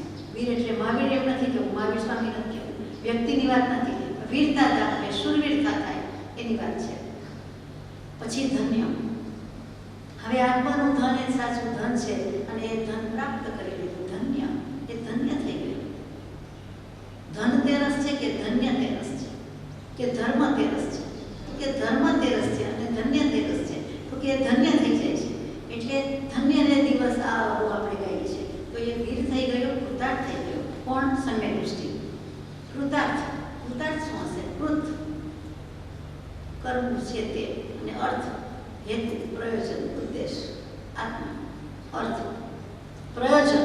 તો કે જે પ્રયોજન સિદ્ધ કરવા માટે આ મારો જન્મ હતો કે છે, તે પ્રયોજનનું સિદ્ધ કરું તો જ હું કૃતાર્થ. મનુષ્ય ભવ મળે છે એ મોક્ષે જવા માટે જ મળે છે, આત્માનું કલ્યાણ કરવા જ મળે છે. પણ અજાણે જીવ સમજતો નથી, પહેલેથી વાંચતો વિચારતો નથી. બીજી જ પ્રાયોરિટી દેખાય. ક્યાં યુનિવર્સિટી સારી, કઈ જગ્યાએ શહેર સારું, ક્યાં સેટ થવું જોઈએ, કયો બિઝનેસ સારું, પછી શું જોબ કરવી છે, કેમ કરવું છે, બધા વિચાર આ અને આ જ છે. ખરી વાત છે. પ્રાયોરિટી જે છે, શીખવાયું છે, જે પ્રાથમિક લેવલથી જ આપણે આ શીખ્યા અને હજુ કરતા આવ્યા. તો કે કૃતાર્થ એટલે કરવાનું કરી લેવું, તેનું નામ કૃતાર્થ. કૃતકૃત્ય અને એનો પર્યાય શબ્દ કૃતાર્થ. જે હેતુ, જે સિદ્ધ કરવાનો હતો આત્મા, એ આ હવે કરી લીધો. એટલે કે સમ્યક દૃષ્ટિ એમ કહી શકે છે, અથવા આવું જે કરે છે તેને સમ્યક દૃષ્ટિ કહેવાય છે. એ વીર થયો, એ ધન્ય થયો, એ કૃતાર્થ થયો અને મનુષ્ય થયો. તો જન્મે તો મનુષ્યની સંખ્યા તો કેટલી બધી છે દુનિયા આખીમાં, આપણે આર્યભૂમિમાં, એક ગામમાં, શહેરમાં. તો મનુષ્ય તો બધા થયા છે. તો પછી આમાં મનુષ્ય લેવું. તો કે સાચો માનવ કોને કહેવાય છે? જળ ચેતનનો વિવેક કરે એને જ માનવ કીધો છે. બીજાને તો પશુ કરતાય ગયા એમ કીધું છે. પશુને તો આપણા કરતાય શિંગડા પૂછડા છે. આપણે તો એ નથી, આપણે તો એનાથી ઓછા થયા. તો કે જે જળ ચેતનનો વિવેક કરે છે, મોક્ષમાળાના પાઠમાં મૂક્યું છે, પ્રભુએ કીધું છે અને મારે કીધું છે, એને માનવ કહેવાય છે, એને મનુષ્ય કહેવાય છે. મન વત્તા ઉષ, જે મન દ્વારા એટલે આત્માના ઉપયોગ દ્વારા કર્મોને બાળી નાખી શકે છે, ઉષ્ણ તપાવી જાણે છે, જે સ્વરૂપમાં તપન કરી શકે છે અને કર્મોને પોલ્યુશનમાં એ જ મનુષ્યમાં એ જ મન જ બંધનોને મોક્ષનું કારણ છે. તો મનને જે બાળી મૂકી શકે છે કે મનના જેટલા મન વડે જેટલા થાય તેટલા, એટલે ઉપયોગ વડે શુદ્ધ ઉપયોગ વડે જેટલા કર્મ ભસ્મીભૂત થાય પડી જાય એવું કરી શકે છે તેનું નામ મનુષ્ય. તો એમને તો થતું નથી, સમ્યક દર્શન વિના તો કર્મ જતા નથી. એટલા માટે જે સમ્યક દૃષ્ટિ થયો તેને સાચા અર્થમાં મનુષ્ય કીધું. મનોપુત્ર એટલે મનુષ્ય નહીં, મનોપુત્ર મનો અપત્ય સંતાન એટલે માનવ એમ નહીં, પણ જે બધા મનવાળા છે અને ઉષ એ મનથી જે કંઈ છે તે છે કે મનથી મોક્ષે જવાય તેવું સાધી લીધું તેમના મનુષ્ય. સુપંડિત, પંડિત એટલે આપણે સાર્કેસ્ટિક સેન્સમાં મોટા પંડિત આવ્યા, મહાવિદ્વાન ને વિદ્વાન એમ કહી દઈએ છીએ. હકીકતે પંડિત એટલે સમ્યક દૃષ્ટિ હોય ને હોય જ, એને જ પંડિત કહેવાય. આજકાલ કહીએ છીએ બધાને પંડિત તે નહીં. પંડિતના સમ્યક દર્શન હોતું નથી ને સમ્યક દર્શનને પંડિત હોય કેટલું મોટે ભાગે આવું થાય છે વ્યવહારમાં. પણ સમ્યક દૃષ્ટિ એટલે પંડિત એનું વિશેષણ છે. પંડિત એટલે સમ્યક દૃષ્ટિ હોય જ એમ. જેમ સાધુ સાધ્વી એટલે સમ્યક દર્શન કે આત્મજ્ઞાન હોય જ એમ કહેવાય ગયું છે, ઓળખાઈ ગયું છે, હકીકતમાં તેમ હોતું નથી.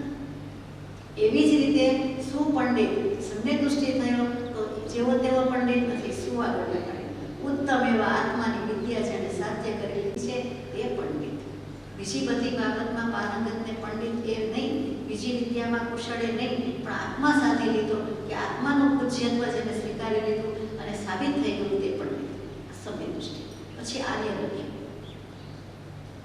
આર્ય એટલે આપણે શું કહીએ, આર્ય ભૂમિ, તો કે જે ભૂમિમાંથી, આર્ય એટલે પેલું તો સારી ભૂમિ, સદભૂમિ. તો આર્ય ભૂમિ કહીએ ત્યારે શું, તો કે જે ભૂમિમાંથી ધર્મ કરીને કર્મ કરીને મોક્ષે જઈ શકાય ત્યારે. અનાર્ય ભૂમિ સાથે સરખાવવાનું છે અને આર્ય ભૂમિ છે. મનુષ્ય ગતિ અને પશુ પંખી તીર્ય જ ગતિની સરખામણી કરીએ, નારદની સાથે કરીએ એવી આ સરખામણી છે. તો આપણે તો મહાપુણ્યશાળી કે આર્ય ભૂમિમાં જન્મ લીધો, રહેવાનું મળ્યું અને તેમાં સાધના કરી રહ્યા છીએ. તો આર્ય એટલે ઉત્તમ ભૂમિ, ક્ષેત્ર, કુળ બધું થાય. અહીંયા આર્ય કહીએ, આર્ય પુત્ર કે ઉત્તમ પુરુષ કે. આર્ય એટલે બીજું કાંઈ નહીં, ઉત્તમ કેવું છે, ઉત્તમ આત્મા. ઉત્તમ આત્મા પરમાત્માને કહીએ છીએ, અહીંયા આર્ય કીધું છે. એની સાધના હજુ ચાલે છે. એ સહજ સ્વરૂપ વિલાસી થયો છે, અંશે થયો છે, પંચપરમેષ્ઠીમાં સ્થાન પામે છે. સાધુ સાધ્વીની જેમ હજી શ્રાવક શ્રાવિકા ભલે હોય, ભલે સર્વસંગ પરિત્યાગ દિશા ન લીધી હોય, પણ મોક્ષ માર્ગની સાધના કરે છે એટલે સાધક છે, સમ્યક દૃષ્ટિ છે. મોક્ષ માર્ગનો શ્રમ ઉઠાવે છે, મોક્ષ માર્ગમાં શ્રમ ઉઠાવે એટલે શ્રમણી છે. બાહ્યથી નથી, ઉપચારથી નથી, પરિગ્રહ બાહ્યથી છે. અંતરંગ પરિગ્રહની ગાંઠ છૂટી ગઈ છે તો એને આર્ય કહ્યું જાય છે. એ આર્ય થયો. આર્ય શબ્દ રૂ ઉપરથી આવ્યો. રૂ ધાતુમાં રૂ લખીએ છીએ, ઋતુ ધાતુ નહીં, ઋતુ શબ્દ ઋષિ શબ્દમાં રૂ લખીએ છીએ. એ રૂ સારે ગમ પદાનિસામાં રે નામનો બીજો સ્વર છે. એ રી અને રી એટલે સ્વભાવ. રસ્વ રી, રને રસ્વ ઈ એટલે રી, એકલો રી, એક અક્ષરનો અર્થ થાય. તો રી એટલે સ્વભાવ અને રી ઉપરથી રુદ્ર શબ્દ આવ્યો એટલે સત્ય અથવા સત્ય. કેટલાક વૈદિક ધર્મ પાળનારા વધારે, હિન્દુ ધર્મમાં પણ એમાં કેટલાક બાળકોનું નામ રુદ્ર રાખે છે. રુદ્ર જેમ સમ્યક નામ રાખીએ છીએ એમ એ લોકો ઋતુ એટલે સત્ય, પરમ સત્ય, આત્મા જ કેવું છે. તો કે એના પરથી પછી રુચિ શબ્દ આવે વગેરે વગેરે. અત્યારે એમાં નથી જતા, પણ એ જે સ્વભાવનું ભાન થઈ ગયું છે તેનું નામ આદિ.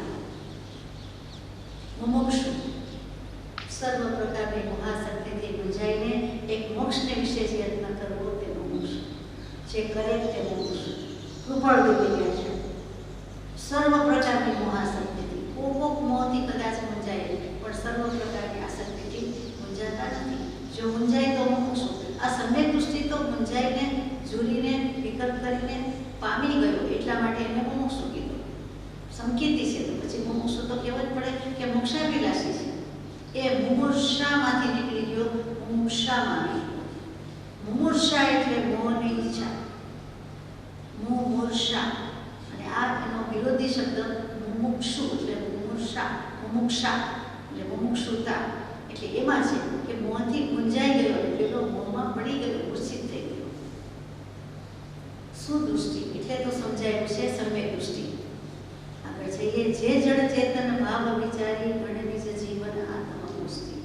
એણે જળના ને ચેતનના ભાવો ગણી ગણીને વિચારી રાખ્યા છે.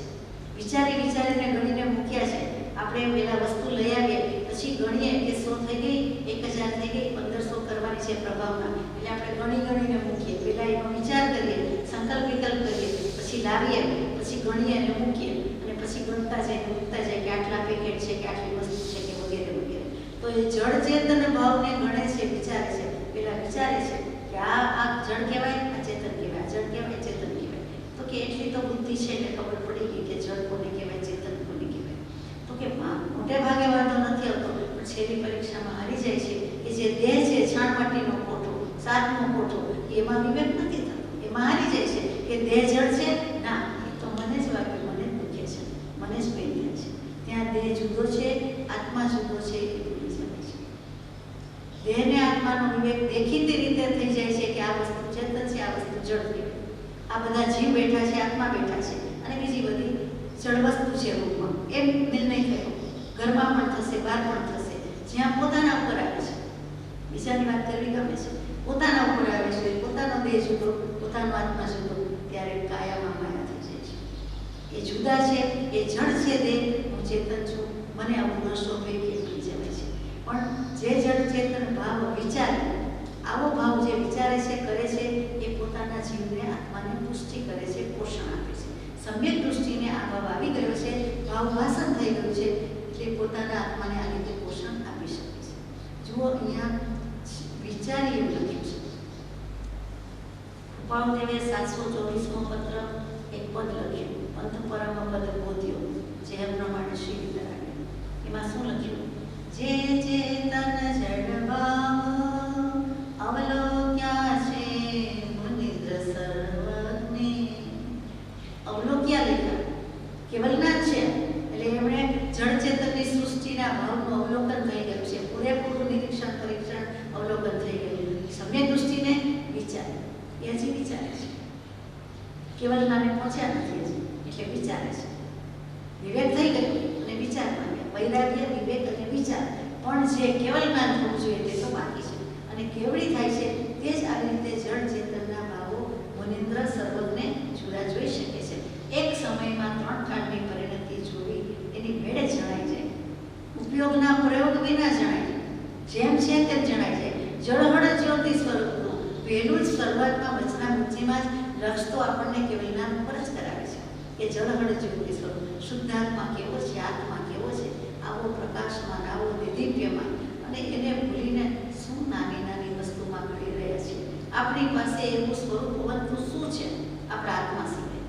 એકે હીરો એવો નથી, એકે મણી એવો નથી, એકે મોતી એવું નથી. જે છે તે આપણો આત્મા જ છે, એમાં જ છે. હીરા, મણી કે મોતી. સમ્યક દર્શન, સમ્યક જ્ઞાન, સમ્યક ચારિત્ર બધું આપણામાં ને આપણામાં છે, આત્મામાં છે. આગળ જઈએ અને એ ગાથામાં આગળ કહી દીધું છે કે દેવી અંતર આસ્થા પ્રગટીએ દર્શન કહ્યું છે સર્વજ્ઞે.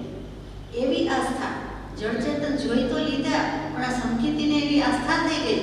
આસ્થા બધી બાજુથી, આ એટલે આત્મામાં, આ એટલે મર્યાદા પૂર્વક, સ્થા એટલે ઊભું રહેવું. બધી બાજુથી, ચારે બાજુથી ગમે તે કરતો હોય, પણ એના મનમાં શું છે તો કે આત્મા, આત્મા ને આત્મા. એની અડગ શ્રદ્ધા છે, એમાં દેવોય કાંઈ કરી ન શકે. આવી જાઓ જેને આવું એને, એમ દેવને પણ ચેલેન્જ ફેંકી શકે. દેવો ચેલેન્જ લઈને આવે તો પરીક્ષામાં પાર હારી ન જાય. ત્યારે એમ કહેવાય કે એને શ્રદ્ધા સંકેત હતું, કે એને વ્યવહાર સમ્યક દર્શન છે. આવું વ્યવહાર સમ્યક દર્શન છે તો કહેવાય કે દેવોના ડગાવ્યા ડગે નહીં. આ તો એક નાની વ્યક્તિના ડગાવ્યા ડગી જઈએ, એક વસ્તુથી ડગી જઈએ તો એમ નહીં. આવી અડગતા, આવી શ્રદ્ધા. વ્યવહાર શ્રદ્ધા એટલે કે જેવી તેવી વાત નથી, સામાન્ય જાણી લીધું એમ નથી. શ્રદ્ધા અને પછી એનું શ્રદ્ધાન કરે છે. શ્રદ્ધા એ શ્રદ્ધાની પૂર્વ પર્યાય થઈ. પહેલું સ્ટેજ શ્રદ્ધા થયું, પછી શ્રદ્ધાન થયું. શ્રદ્ધા ઘેરી બને છે કે કોઈ સંજોગોમાં વિચલિત ન થાય, એનું જ નામ શ્રદ્ધા છે. આપણે કહીએ ઊભા છીએ તો ફટ દઈને પડી જાય, કે પાડી દે એટલે પડી જવાય. કોઈ ધક્કો મારે તો પડી જવાય તો ઊભા કહેવાય. ઊભા છે એનો અર્થ એમ કે ત્યારે કોઈ પાડી શકતું નથી, અને કોઈ પાડી દેશે તો પણ ઊભા રહી જાય છે, તરત જ આમ થઈને પાછા ઊભા થઈ જાય, ઊભા રહી જાય, એનું નામ ઊભા છે કહેવાય. આજકાલના થાંભલા જેવા ન હોય. આજકાલના પોલ કે થાંભલા કેવા તો કે એક જરાક જોરથી તડકો મારો ઉખડી જાય, લોઢાનો હોય, લોખંડનો હોય, ગમે તેનો હોય, પડી જાય અને ઉખડી જાય. આ ઉખડવા વાળા નથી સમ્યક દૃષ્ટિ, કે ઉખડે નહીં. એને સંસાર ભાવથી ઉખડી ગયેલા છે, પણ મોક્ષના ભાવમાં એને બીજે વાવી દીધા છે, મોક્ષનું બીજ વાવી દીધું છે. ઉખડે નહીં, કોતર કોતર કરે તો થાય, બાકી ઉખડે નહીં. તો એને જ ભગવાને દર્શન એટલે સંકેત કહી દીધું છે. છઠ્ઠી ગાથા છે લાભ ત્રિલોક તણો નન અધિક તણો યતિ સમ્યક દર્શન આવે. રાજ્ય ત્રિલોક તણું છૂટી જાય, જરૂર સુદર્શન મોક્ષ અપાર. ત્રણ લોકના રાજ કરતા પણ જો વધારે લાભ હોય તો તે સમ્યક દર્શન છે. બધા લાભ અને શુભ લખે, રંગોળી કરે, સ્ટીકર લઈ આવે, લગાવે, તો જ દિવાળી આવી કહેવાય. સાચી વાત છે. આત્માની દિવાળી દીવો તો જ પ્રગટ્યો કહેવાય. લાભ અને શુભ આવે તો જ. લાભ હંમેશા ડાબી બાજુ લાભ લખે ને, પેલું લાભ લગાવે, પછી જમણી બાજુ શુભ. આમ જાય એટલે આપણે લિપિ, ઉર્દુ લિપિમાં આમથી લખ્યા તો લાભ અને શુભ. સમ્યક દર્શન જેવું કોઈ લાભ નથી, લબ્ધિ નથી. એ મોટામાં મોટી વાત છે. અને એ મળ્યું તો શુભ એટલે કલ્યાણ, એટલે શિવ એટલે મોક્ષ, એટલે રહેવાનું નથી. એટલે ડાબી બાજુ એટલે પેલો લાભ છે, પછી શુભ છે. લાભ શુભ કહેવાય. બરાબર છે? તમે શુભ લાભ લખો છો તો આપણે બીજો અર્થ કરવો પડે કે મોક્ષ માટે શુભ જ કરવું છે. એવા અભિલાષી થઈ ગયા છે કે એક દિવાળી એવી કે શુભ જ કરવું છે, મોક્ષાભિલાષી છે, શુભ. અને પછી એના માટે જે કારણ જોઈએ તે લાભ લેવા જાય છે. એની બદલે પછી મારે પૂછવું કેવું નથી, પણ માગે ગૌતમ પ્રભુની લબ્ધિ હજુ, શાલીભદ્રની સિદ્ધિ હજુ. શાલીભદ્રનો વૈરાગ્ય માંગ્યો, એનો ત્યાગ માંગ્યો. લક્ષણ તો જો કેવલના શેઠનું સૌભાગ્ય માંગ્યું. હવે સમજવું મોક્ષ ઉપાય તો ઉદય ઉદય સદભાગ્ય. તો મારું સદભાગ્ય મારી પાસે, મારે બીજા કોઈનું દૃષ્ટાંત નથી જોતું કે હું પામું, હું કેળવું અને હું પામું, હું રુચિ કરું અને હું મને મેળવું, ઓળખું, પામું, હું મને એક ઓળખું તો બસ છે, આત્માને ઓળખું તો બસ છે. એવું નામ સૌભાગ્ય છે, સદભાગ્ય છે. આપણે બીજામાં પડી જાય છે. એટલે વાત શોધી લાભની. તો લાભ ત્રણ કાળમાં અને ત્રણ લોકમાં. આપણે તો એક નાની વાતમાં મૂંઝાઈ જઈએ કે કહી દે કે હા હા સંકેત બીજા ભાવે કરશું. લાભ અને શું કહેતા હતા, 100 તોલા સોનું, 100 લકડી, 100 તોલા ન્યાહા, એમાં લાભ છે. એમાં લાભ નથી, એ લોભ છે. બહેનોને કઈ જર ઝવેરાતમાં રસ્તો, ભાઈઓ કઈ કમ નથી કે આપણે લકડી રાખો, મજૂરીએ બચાવીએ એમ કે વધારે પણ ચડ્યું.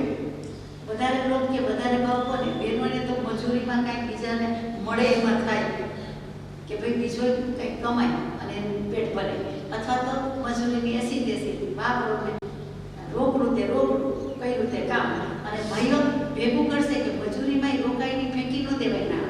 એટલે લકડી કે ગોલ્ડ બાર જે હોય આપણને બહુ ખબર નથી. ચાલો આપણે શું વાત કરતા હતા, સમ્યક દર્શનની લાભની વાત કરતા.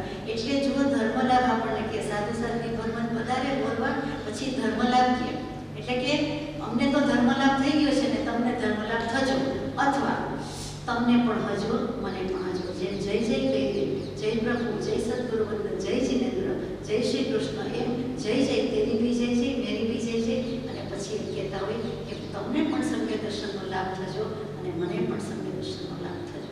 મોટે ભાગે બધા માની લે છે કે અમે સર્વસંગ પરિત્યાગી એટલે અમને તો સમ્યક દર્શન હોય જ, અને પછી શ્રાવક શ્રાવિકાને હજો થજો એટલે આશીર્વાદ આપે છે.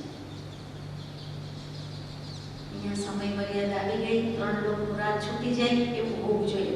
છૂટી ગયું, સમય છૂટી ગયો. વધારે પછી લઈશું. હે સર્વોત્કૃષ્ટ સુખના હેતુભૂત સમ્યક દર્શન અને અત્યંત ભક્તિથી નમસ્કાર કરું છું. નમસ્કાર કરું. તારા પરમ અનુગ્રહથી સ્વસ્વરૂપમાં રુચિ થઈ, પરમ વિતરાગ સ્વભાવ પ્રત્યે પરમ નિશ્ચય આવ્યો, કૃતકૃત્ય થવાનો માર્ગ ગ્રહણ થયો. પરમ કૃપાળુ દેવે હાથ મનમાં મૂક્યું છે.